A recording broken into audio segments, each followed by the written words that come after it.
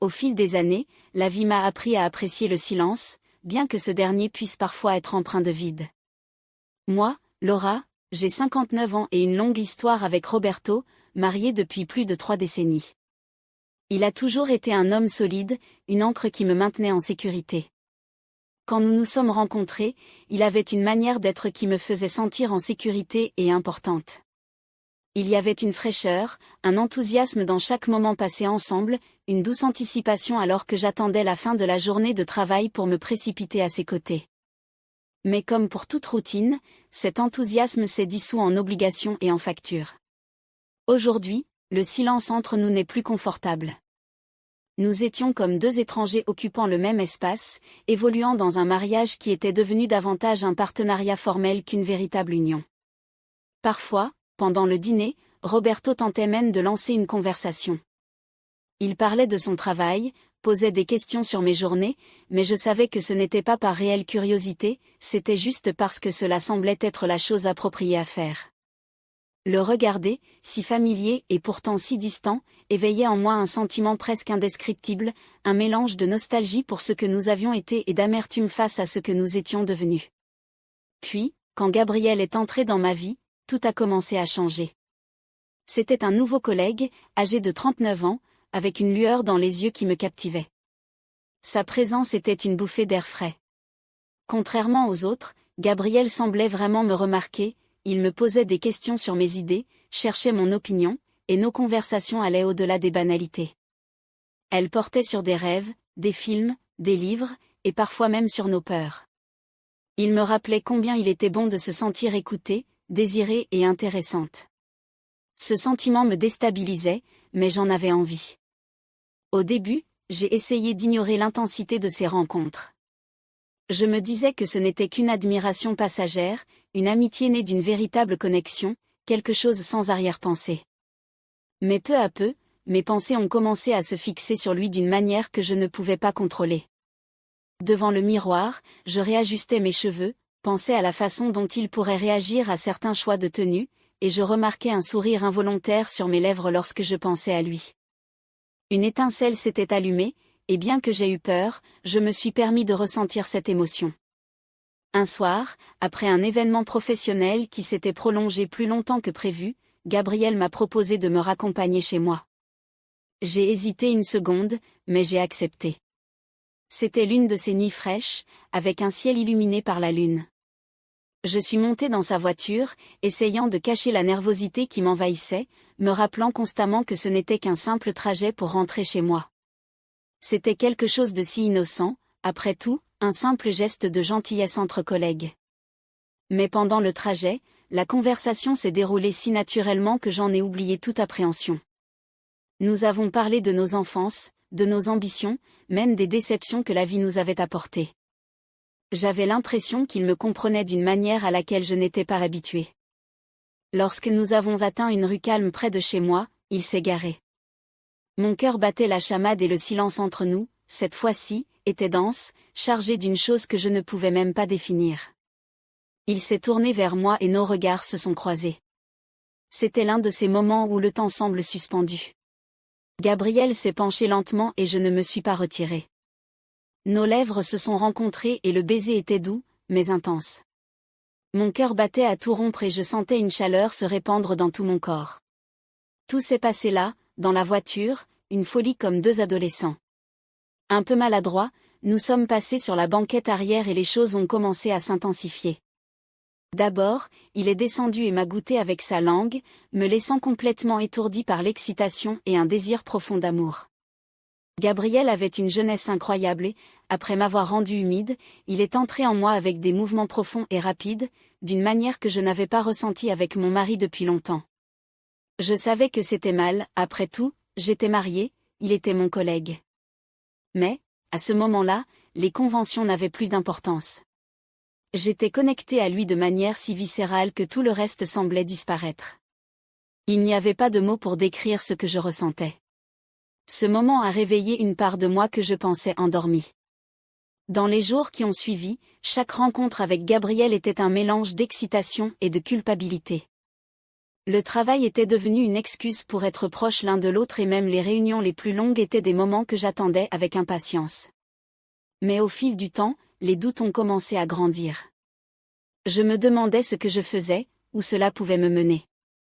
Pourtant, chaque fois que je le voyais, ces doutes disparaissaient comme de la fumée dans le vent, jusqu'au jour où la vérité a éclaté.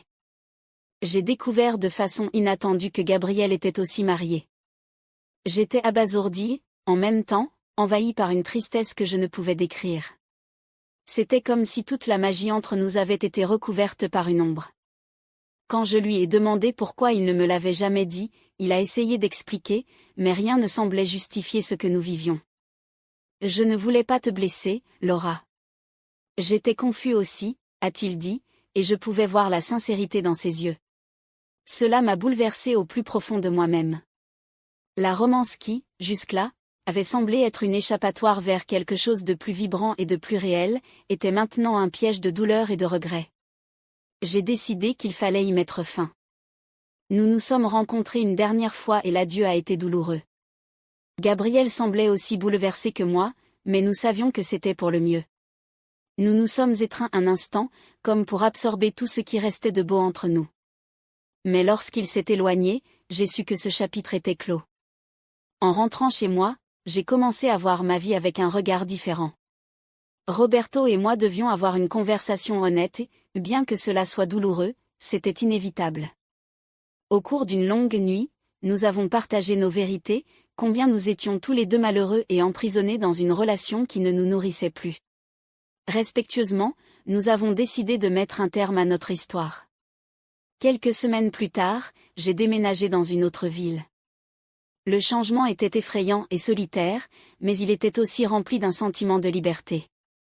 Gabriel était resté derrière, un souvenir d'une phase intense et douloureuse.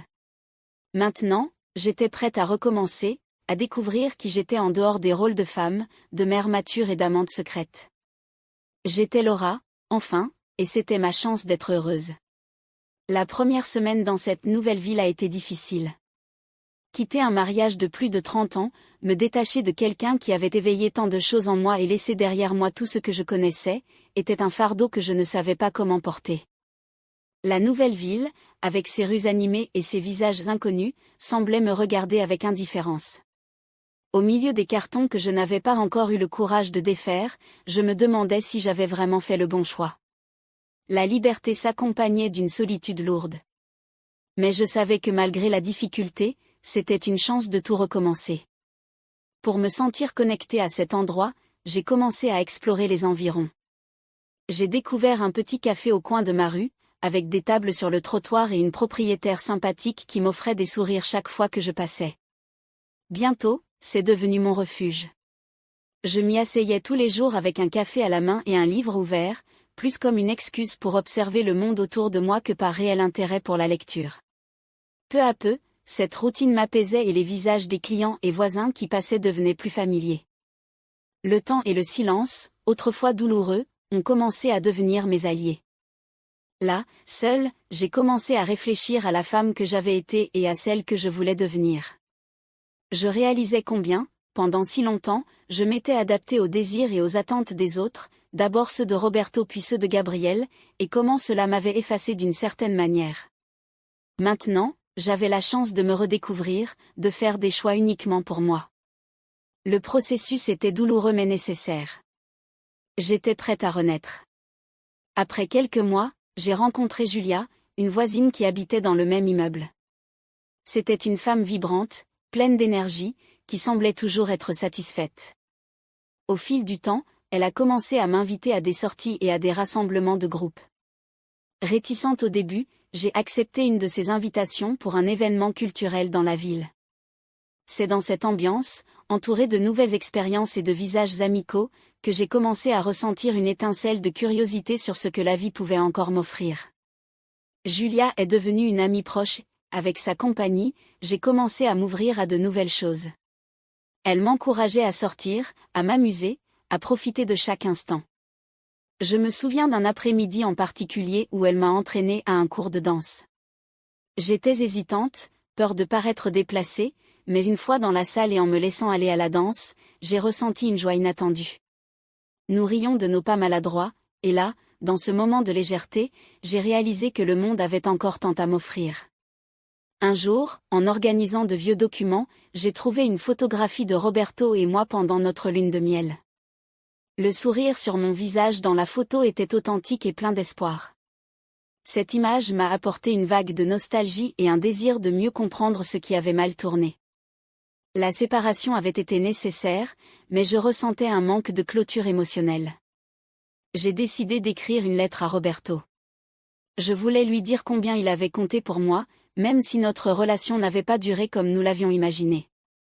J'ai exprimé ma gratitude pour les années que nous avons passées ensemble et partagé les leçons que j'avais apprises en chemin.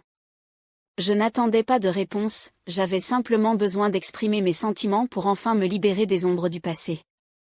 Après avoir envoyé la lettre, j'ai ressenti un poids s'alléger, comme si j'avais réussi à clore un chapitre de ma vie avec une touche de paix. Avec le temps, la douleur et la culpabilité ont commencé à s'estomper, laissant place à une sensation de légèreté. Les matins avaient une fraîcheur que je n'avais pas ressentie depuis longtemps et j'ai réalisé que j'étais plus présente dans le moment. J'ai commencé à investir dans des choses que j'avais toujours voulu faire mais que je ne m'étais jamais permise d'explorer. Je suis retournée à la peinture, quelque chose que j'adorais quand j'étais jeune mais que j'avais laissé de côté avec le temps. Lors d'une de ces sessions de peinture, j'ai ressenti une sorte de calme et de bonheur authentique, quelque chose qui ne dépendait de personne d'autre que moi-même. Alors, tu as aimé cette histoire? J'espère que vous avez profité de chaque seconde de cette vidéo. S'il t'a laissé curieux d'en savoir plus, tu sais quoi faire, mets un like et abonne-toi à la chaîne pour ne manquer aucun détail des prochaines vidéos. Et bien sûr, active la cloche. Ainsi, vous serez avertis chaque fois qu'une nouvelle vidéo sortira. Dis-moi dans les commentaires ce que tu en as pensé, j'adorerais connaître ton avis. À la prochaine, je t'attendrai.